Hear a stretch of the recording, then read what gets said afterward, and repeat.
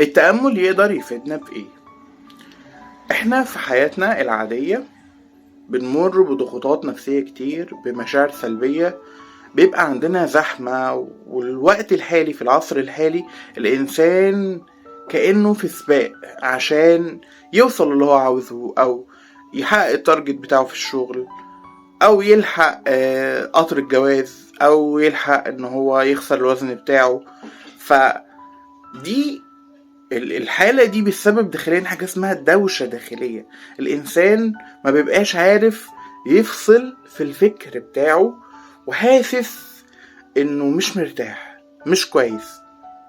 بيبقى أغلب الناس فاكرة إن هي لو وصلت لأهدافها هترتاح نفسيا، بس الراحة النفسية في الأساس، وممكن يكون بعضكم لاحظ، بتنبع من الداخل مش من الخارج. في الواقع الخارج هو مراية للي عندنا جوانا احنا. فالتأمل الغرض منه ان هو يسكت الدوشة الداخلية دي، يحسسنا بسلام وسكينة، ويعالج موضوع الاسترس اللي عندنا. فلما نيجي نتفاعل في حياتنا نبقى اكتر وعي، يعني عارفين ما نكونش ايموشنال، ناخد قرارات افضل. فبالتالي كواليتي الحياة كله بيتغير لما الإنسان بيبقى في حالة سكينة داخلية.